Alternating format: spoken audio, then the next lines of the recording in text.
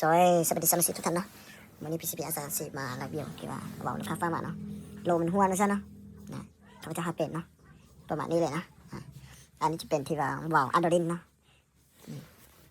เบาอันเดอรินเนาะเป็นเบาปนน่องกวางเข่งของนะเบานี้ที่ว่าเป็นอลูมิเนียม775เนาะเป็นอลูมิเนียมใน100%เนาะสำหรับบ่อนะเก็บโลนี้เนาะแต่ว่าตัวนี้จะเป็นสเตนเลสเนาะแล้วก็ตัวนี้เนาะเข็มนี้เนาะเป็นเล็กเนาะการอันนี้จะเป็นที่ว่าอลูมิเนียมที่ว่า775เนาะสามารถอารมณ์ได้ถึงที่ว่าวาล์วตัวนี้สามารถอารมณ์ได้ถึง3,000 APM นะประมาณนี้นะถ้าเป็นคือเขาเลยเราจะได้ลูกมอเตอร์นะของโรงงานเทน100%นะประมาณนี้เลยนะโรงงานเทน100%นะนั่นลักษณะ XK 5.52นะตัวนี้นะเขาจะขายเป็นโหลนะโซลาร์นะเนาะประมาณนี้นะที่เขาจะมาเอามาโดยวันคิดเกิดเต็มเลยนะวัดช่องquá nhiều luôn ở liền làm một chạm một tỷ này nó vàoนี่น่าจะไม่ได้ขายเขาปิดไปเลยนะเป็นสภาพแบบทางเหล่านี้นะกัดเมียนมันนะเอาอันตรายเนาะปลาเบบี้นี่นะตัวนี้จะเป็นน้ำมันล้างเบานะโดยเฉพาะถ้าเราบะหมี่ตัวนี้นี่ให้เอาน้ำมันA395ล้านเนาะประมาณนี้นะครับจะเอาตัวนี้ล้านเนาะประมาณนี้เนาะที่ข้าพเจ้าล้านเนาะเสร็จน้ำไว้เบนี่ประมาณ25 นาทีนะเขาจะเซ็นลามเซฟไว้เนาะ25 นาทีนะเดี๋ยวที่ต่อไปนะกันเนาะหลังจากล้างแล้วจะเป็นยังไงเนาะประมาณนี้นะเนาะหลังจากที่ล้างแล้วเนาะ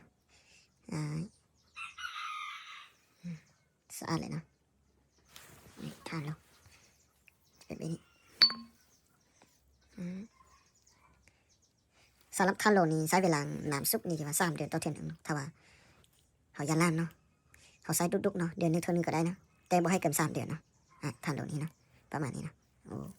ถ้าว่าปัดโดนี้เขาขันอันตรายนะเพราะว่าขี้เกลือกัดอยู่บนนี้มันนะขี้เกลือนี้มันก็จับที่ว่านะการหูถูระหว่างก้อนซุกเนาะมันจะเข้าจับก้อนซุกหรือว่าซุกไฟฟ้าอย่างต่างๆเนาะมันเกิดจับนะน้ำเนาะน้ำอยู่ในนะหัวก้อนซุกหรือว่าใส่ซุกเนาะมันก็จับการหูถูของก้อนซุกเนาะเห็นดำสุดเนาะขี้เกลือนี้เนาะมันจะเกิดจับตัวนั้นเนาะอันนี้จะเป็นที่ว่าวาล์วอันเดอรินเนาะสามารถอารมณ์ได้ถึง 3,000 APM เนาะมันจะตามจับที่ว่าวาล์วกริกเก็ตเนาะวาล์วกริกเก็ต5ของเขาจะมาอ่านได้ถึง 3,500 APM เนาะวาล์วกริกเก็ตนี่เนาะวาล์วอันเดอรินนี่คุณภาพอาจจะต่างกว่าวาล์วปัดไหนหรือว่าวาล์วกริกเก็ตนะเพราะว่าเนี่ยเพราะว่า1มันนี่หูนี่มันน้อยเนาะกิโลหูคืนนี้เนาะ2มันนี่เวลลงนี่มันจะน้อยกว่านะประมาณนี้เนาะสำหรับอันละนี่เนาะสำหรับข้อดีข้อมานี้สำหรับวาล์วอันเดอรินเนาะมันสามารถป้าหลมได้ที่ว่าโดยที่บ่หาทางออกเนาะสมมุติเขาจะตั้ง12เขาปัดบนนี้เนาะ12 APM หรือว่า14 APM เนาะเขาปัดบนนี้เนาะแล้วแต่ความต้องการของลูกค้าเนาะทุกท่านที่ว่าไปออนไลน์เนาะสำหรับข้อดีข้อมานี้เนาะ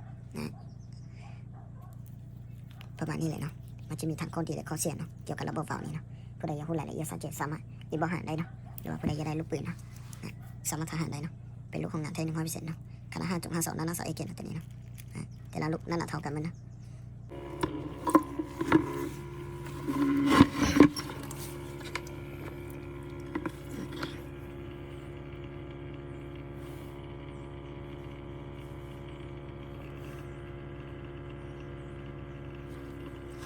ได้หัวเลยนะ